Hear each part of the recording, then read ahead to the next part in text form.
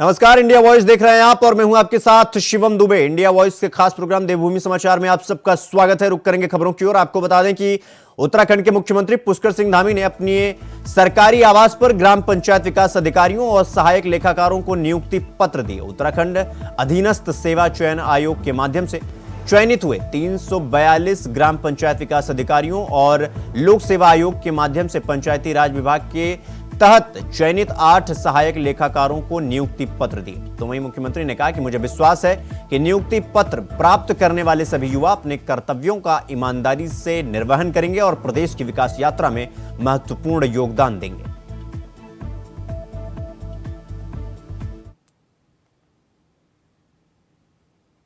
सबसे नीचे की इकाई है ग्राम सभा, ग्राम पंचायत।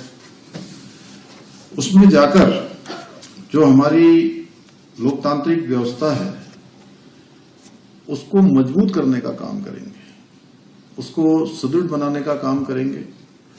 और जो समाज का अंतिम छोर है, जहां से हमारी इकाई प्रारंभ होती है, उस इकाई को मजबूत करेंगे और अंतिम छोर में खड़े हुए व्यक्ति तक जो शासन की नीतियां हैं, सुविधाएं हैं, उनकी सहायता है, उन सबको पहुंचाने का काम करेंगे।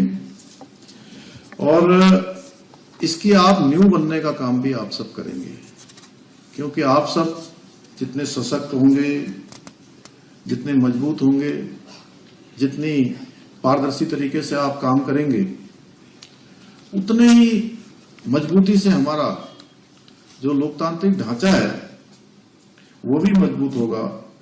और जो स्वराज की परिकल्पना है,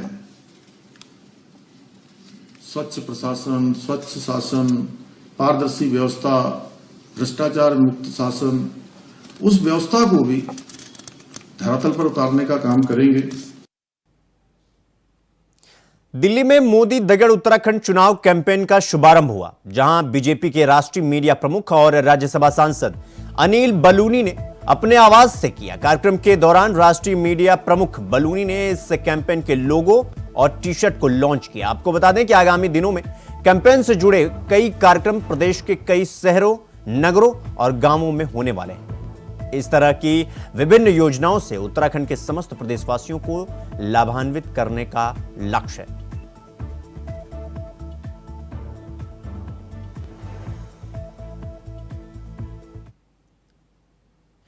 चार मार्च से भारतीय जनता पार्टी का लाभार्थी सम्मान सम्मेलन प्रदेश भर में आयोजित होने जा रहा है, जिसके लिए प्रदेश स्तर की कमेटी ने सभी तैयारियां पूरी कर ली हैं। आपको बता दें कि लाभार्थी सम्मान सम्मेलन की भाग दौड़ खुद मुख्यमंत्री पुष्कर सिंह धामी अपने कंधों पर उठाने जा रहे हैं, जिससे बीजेपी को प्रचंड जीत का लक्ष्य प्राप्त हो सके। अभियान के बाद अब भारतीय जनता पार्टी लाभार्थी सम्मान सम्मेलन पूरे प्रदेश भर में करने जा रही है और फोकस ये रहेगा कि जो 23 हारी हुई सीट है विधानसभा चुनाव के 2022 की, उसमें अत्यधिक कार्य किया जाएगा। और इसका जिम्मा उठाया है पर मुख्यमंत्री पुष्कर सिंह धामी और प्रदेश अध्यक्ष महेंद्र भट्ट। वहीं कई सांसदों और साथ साथ विधायकों को भी जिम्मेदारी दी जाएगी।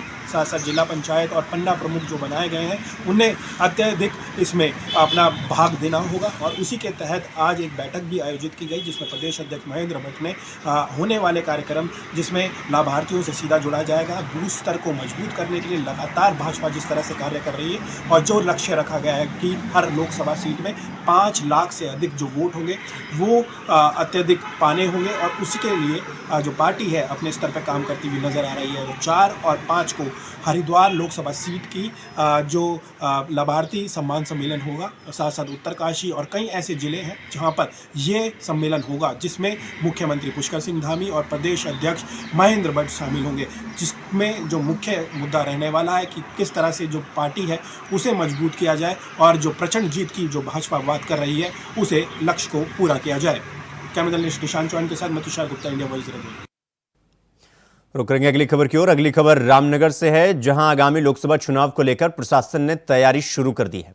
हालांकि अभी निर्वाचन आयोग ने चुनाव की तारीखों का ऐलान नहीं किया है, लेकिन फिर भी लोकसभा चुनाव को लेकर शांति व्यवस्था बनाए रखने के लिए पुलिस और प्रशासन ने अपनी तैयारियां शुरू कर दी हैं, जिसके चलते कोतवाली पुलिस और आईटीबीपी के जवानों ने संयुक्त रूप से नगर में फ्लैग मार्च निकाला, जिसमें एसडीएम राहुल शाह, पुलिस क्षेत्राधिकारी भूपेंद्र सिंह भंडारी, कोतवाल अरुण कुमार सैनी सहित कई अधिकारी मौजूद रहे। इस संबंध में जानकारी देते हुए एसडीएम राहुल शाह ने बताया कि लोकसभा चुनाव 2024 शांतिपूर्ण और पारदर्शिता से कराने को लेकर तैयारी शुरू कर दी गई है। आगामी लोकसभा सामान्य निर्वाचन 2024 की तैयारियां चल रही हैं। उसी के दृष्टिगत विधानसभा रामनगर के अंतर्गत शांति एवं कानून व्यवस्था बनाए रखने और कॉन्फिडेंस बिल्डिंग के लिए area domination exercise paramilitary force और पुलिस के माध्यम से की जाए। खबर लक्सर से है, जहां बजट सत्र से लौटे विधायक मोहम्मद शहजाद को लक्सर पहुंचने पर पार्टी कार्यकर्ताओं ने ढोल नगाड़ों के साथ फूल मालाओं से स्वागत किया। कार्यकर्ताओं का कहना है कि विधायक ने उनके क्षेत्र की समस्याओं को न सिर्फ बड़ी बेबाकी से सदन में उठाने का काम किया, बल्कि कई ज्वलंत मुद्दों पर अपने धाकड़ अंदाज में सरकार को घेरने का भी काम किया।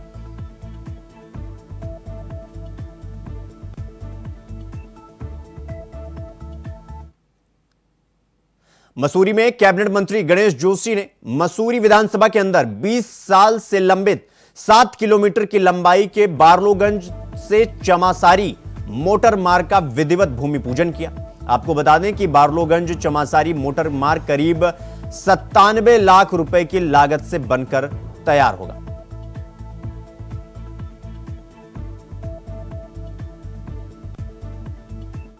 जी से निवेदन, आप ये लगा लीजिए कि 2004 से जिस रोड के लिए हम लोग संघर्ष कर रहे थे, बारलोगंज चमासरी मोटर मार्ग, आज वो कार्य शुरू हो गया है। माननीय मंत्री जी ने भूमि पूजन करके उसका काम शुरू कर दिया है और ये हमारे ग्राम सभावासियों के लिए बहुत बड़ी सौगात है, क्योंकि आप लगा लीजिए कि चमासरी बसवाल गांव से 8 किलोमीटर पैदल बच्चे चल के निर्मला स्कूल पढ़ने आते हैं, जो मतलब बहुत ही कष्ट की बात है। मैं खुद चमासरी से पैदल निर्मला स्कूल आके पढ़ा हूँ, तो मैंने उस कष्ट को खुद झेला है और ये हमारे लिए बहुत बड़ी सौगात है। इस रोड के बनने से हमारे क्षेत्रीय जो छोटे छोटे गांव हैं, उन सब लोगों को पर्यटन की दृष्टि से बहुत अच्छे रोजगार के अवसर। देखिए, मुझे आज का दिन मेरे लिए बहुत ही भावुक क्षण है।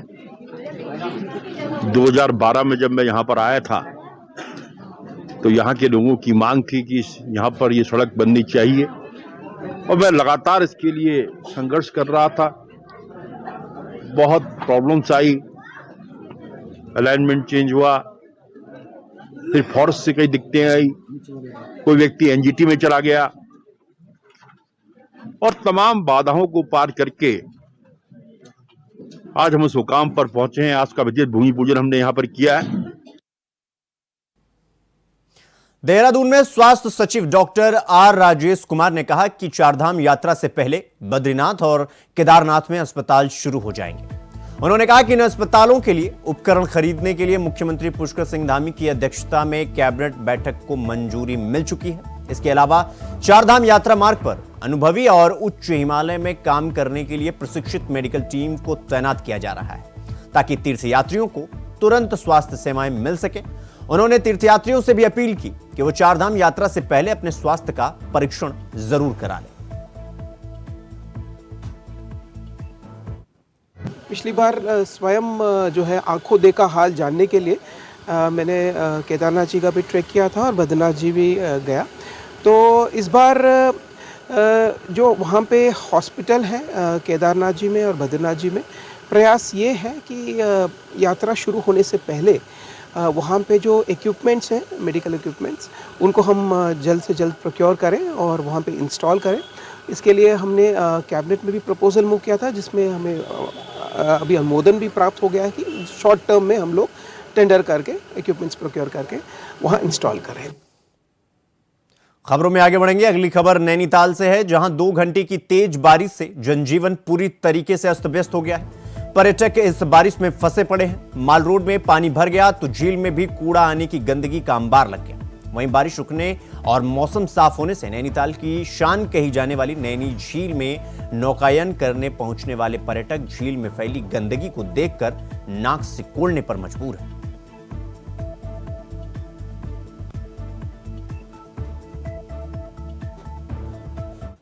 बहुत दिनों के बाद जो बारिश तेज हुई है रात में, उसकी वजह से नालों में जो कूड़ा अटका हुआ था वो तेज़ बारिश होने के कारण तालाब में बह के आ गया, जिससे तालाब में बहुत गंदगी हो रही है। और कस्टमर काफ़ी संख्या में आए हैं, जिनको देखने में यहाँ बहुत गंदगी लग रही है, तो मतलब बहुत गंदा सा महसूस हो रहा है।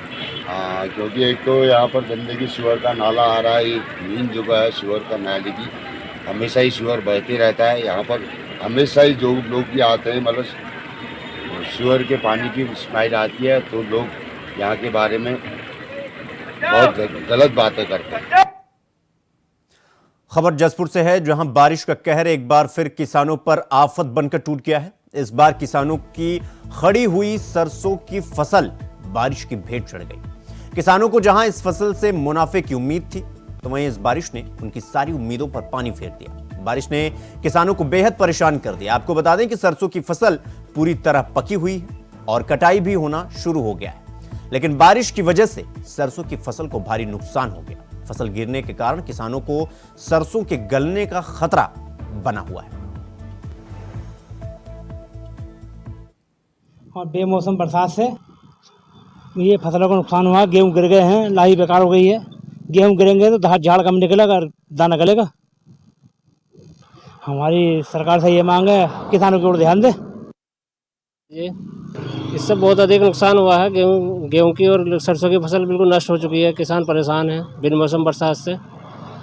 इस पर ध्यान दे सरकार, किसानों की ओर ध्यान दे। किसान इसमें भुखमरी की कगार पर है। सरकार को इस पर ध्यान देना चाहिए।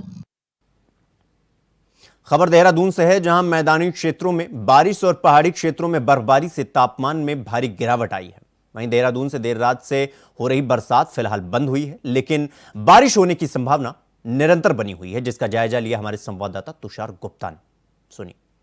उत्तराखंड में 3 दिन काफ़ी बर्फबारी और बरसात देखने को मिली मैदानी क्षेत्रों में, जहां अभी भी ये कई क्षेत्रों में जो बरसात है उसका दौर जारी है। देहरादून में कल देर रात से जो बरसात है उसका दौर जारी रहा और करीब 2 घंटे पहले जो बरसात है रुकी है। कहीं ना कहीं अभी फ़िलहाल जो जीवन है उसको दोबारा धार मिलती हुई नज़र आई है, धीरे धीरे आगे बढ़ते हुए नज़र आए हैं। वहीं अगर पहाड़ी क्षेत्रों की बात करूँ तो कई इलाकों में जो बर्फबारी है वो देखने को मिली, जिसमें उत्तरकाशी, चमोली, पिथौरागढ़ जैसे ज़िले हैं जहां पर अच्छी खासी बर्फबारी देखने को मिली। और मौसम विभाग ने पहले से ही पूर्वानुमान किया था कि 1 मार्च से लेकर 3 मार्च तक पहाड़ी क्षेत्रों में बर्फबारी और मैदानी क्षेत्रों में बरसात देखने को मिल सकती है। लेकिन काले बादल अभी भी छाए हुए हैं। ये माना जा रहा है कि जो शाम तक जो बरसात है और भी देखने को मिलेगी देहरादून और समेत जो मैदानी क्षेत्र है, पर्वतीय क्षेत्रों में भी बरसात के दौर जारी रहेंगे। वहीं अगर मैं बात करूं पहाड़ी क्षेत्रों के जो 3000 फीट से अधिक की ऊंचाई वाले क्षेत्र हैं वहां पर अभी भी बर्फबारी हो सकती है। तो कहीं ना कहीं जो लोगों से सावधान रहने की हिदायत दी गई है। कृपया मौसम विभाग के जो पूर्वानुमान है उसके अनुसार ही यात्रा करने की हिदायत दी गई है। कृपया जो मौसम के अनुसार ही यहाँ पर आए और उसके हिसाब से ही सावधानी बरतें। लेकिन जिस तरह से मौसम ने करवट ली है उससे कहीं ना कहीं जो तापमान है उसमें गिरावट नजर आई है। कैमरा जर्नलिस्ट निशांत चौहान के साथ मैं तुषार गुप्ता, इंडिया वॉइस देहरादून। अगली खबर लोहाघाट से है, जहां 2 कारों के बीच जोरदार टक्कर हो गई। दुर्घटना में 5 लोग घायल हो गए। सूचना पर बाराकोट चौकी पुलिस एसआई नरेश कुमार के नेतृत्व में घटनास्थल पर पुलिस पहुंची और सभी घायलों को 108 के जरिए लोहाघाट उप जिला चिकित्सालय पहुंचाया गया। इस दुर्घटना में दोनों वाहन काफी क्षतिग्रस्त हो गए। आपको बता दें कि दोनों घायलों की स्थिति अभी गंभीर है, जिसके चलते दोनों को जिला चिकित्सालय चंपावत रेफर कर दिया गया। 2 पेशेंट आए हैं, नीरज और माया, दोनों भी स्टेबल हैं। लेकिन एक के जो नीरज है उसके घुटने पे चोट आई है, तो हड्डी वालों के लिए उसको रेफ़र करना पड़ेगा। जबकि जो माया है उसको यहाँ टाँके तो लग गए हैं और बाकी दवाइयाँ दे दी गई हैं और उसके गर्दन में दर्द है, जिसके लिए हड्डी वालों के लिए रेफ़र करना पड़ेगा। कैसी है? अन्य 3 स्टेबल है। हुआ ये कि क्या बोलते हैं, हम चाय वाय पिया हमने, उसके बाद हम नीचे को आए तो ये रॉन्ग साइड से आके तुरंत गाड़ी ठोक दी और ऊपर से उसके बाद इल्ज़ाम हम पे लगा रहे हैं कि तुम रॉन्ग साइड आए थे, ये आए थे, वो आए थे करके। तो हमें 4 सवारी थी। कितनी चोट लगी थी? चोट दीदी को लगी है और 2 तो चले गए। और आपको? मेरे को लगी है, पैरों में लगी है। तो वहीं काशीपुर में 2 युवकों की हत्या कर दी गई। इस मामले में पुलिस ने खुलासा किया। घटना ITI थाना क्षेत्र के अंतर्गत चैती चौराहे पर हुई थी। एक युवक की तो मौके पर ही मौत हो गई थी, जबकि दूसरा युवक उपचार के दौरान उसने दम तोड़ दिया था। आपको बता दें कि 2 गुटों में आपसी विवाद के चलते 2 युवकों पर चाकू से हमला कर लहूलुहान कर दिया गया था। पुलिस ने मृतक के भाई की तहरीर के आधार पर 3 आरोपी और 1 अज्ञात के खिलाफ केस दर्ज करते हुए तलाश शुरू कर दी। तो वहीं जानकारी देते हुए एसएसपी ने बताया कि 3 आरोपियों को गिरफ्तार कर लिया गया है, बाकी फरार चल रहे हैं। 1 आरोपी की तलाश अभी भी जारी है।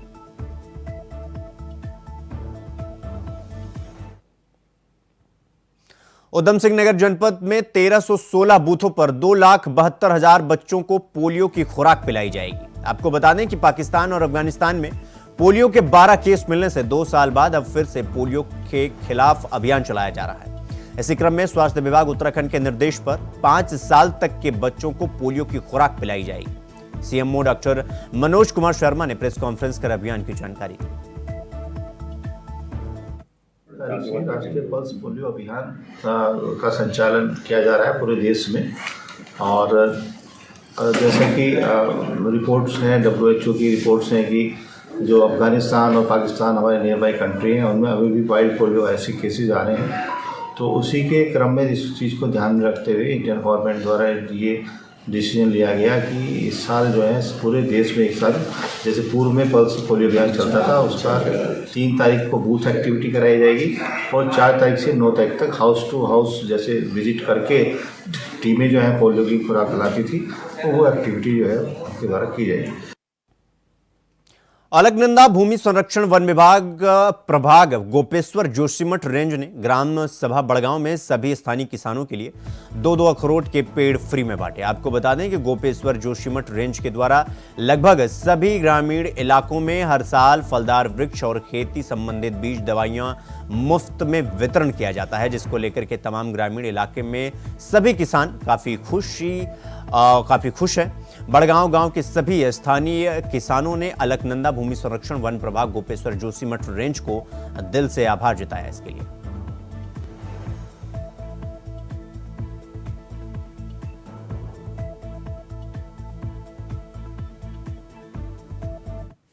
आपका दिल से स्वागत करता हूँ। ये जो हमारे जो अखरोट के पेड़ हैं, ये अलकनंदा भूमि संरक्षण गोपेश्वर विभाग के द्वारा हम प्रत्येक परिवार को पेड़ दिए गए हैं, जिसमें सभी ग्रामवासियों का स्वागत है। अलकनंदा वन प्रभाग का धन्यवाद करना चाहूँगा कि उनके द्वारा आज सभी कृषकों को ये जो कलमी अखरोट का पेड़ यहाँ पे वितरण किया जा रहा है। इससे पूर्व भी अलकनंदा वन प्रभाग द्वारा समस्त किसानों को मटर का बीज और पिछले वर्ष आलू का बीज दिया गया, जिससे कि सभी किसान काफ़ी उत्साहित हैं। इसी तरह से हर वर्ष अलकनंदा वन प्रभाग प्रत्येक किसानों को बीज, सेब के पेड़, अखरोट के पेड़ हर वर्ष वितरण कर रही है। इसके लिए वन प्रभाग का बहुत बहुत धन्यवाद।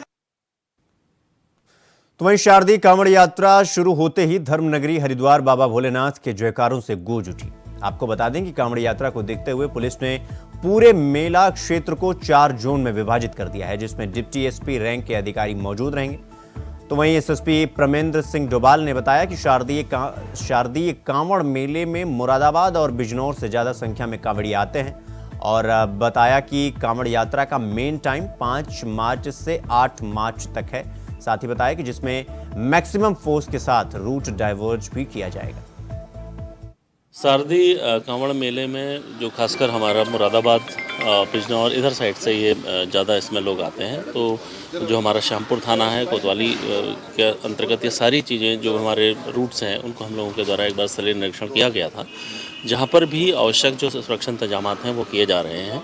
एसपी सिटी इसमें नोडल ऑफिसर है, उनके नेतृत्व में ये पूरा फोर्स इनको दिया जा चुका है। और जो मेन टाइम है 5 तारीख से 8 तारीख तक, उस समय मैक्सिमम फोर्स रहेगा। रूट डाइवर्जन का भी प्लान इसमें हम लोग मैंने मांगा कुछ नहीं है भोलेनाथ से, बस मेरी इच्छा यही है कि मैं सही तरीके से कावड़ अपनी भोले को समर्पित कर पाऊँ, बस यही मेरी इच्छा है। वो तो आँखों में बसा हुआ है, वो तो दिल में बसा हुआ है, उसके लिए तो आँख बंद करके पता ही नहीं लगता। अगर दिक्कत भी कोई आती, अभी महाशिवरात्रि में है, इस यहाँ पे दिक्कत थोड़ी बहुत आती है, इसलिए आती क्योंकि यहाँ पे शिवर नहीं मिलते और हमें देखना पड़ता कि अगला मंदिर मान लो हम अगर 50 किलोमीटर चल लिए अगर अगला मंदिर 15 किलोमीटर बाद भी है ना, तो उसके बाद भी हमें चलना ही पड़ता है। हम शिव भोले के भक्त हैं, कावड़ लेने आए हैं हम। हमारे सब मनोकामनाएं पूरी होती हैं, होती रहेंगी। सबसे बड़ी महाजय शिवरात्रि है सर्दी की, इसलिए लेके जाते हैं। सबकी मान्यता ये है, बहुत सालों से आ रहे हैं, कुछ मनोकामनाएं पूरी होती हैं इसीलिए आ रहे हैं।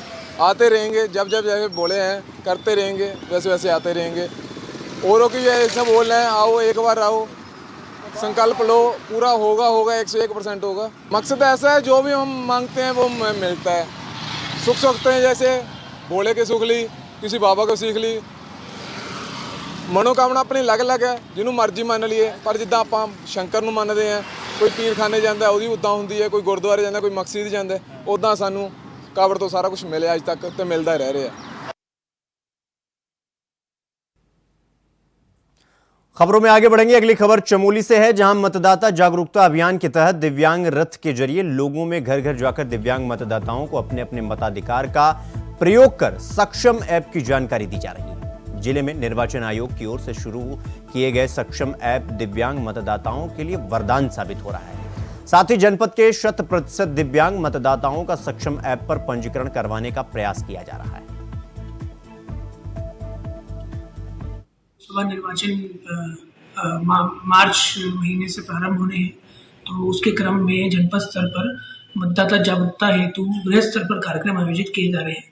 इसका एक विशेष जो सेगमेंट है, वो जो हमारे दिव्यांग मतदाता हैं, उनको हमें सभी को हम उनके मताधिकार को प्रयोग करने के लिए उनको प्रोत्साहित करें, उनके लिए व्यवस्था करें, ये हमारा उद्देश्य है।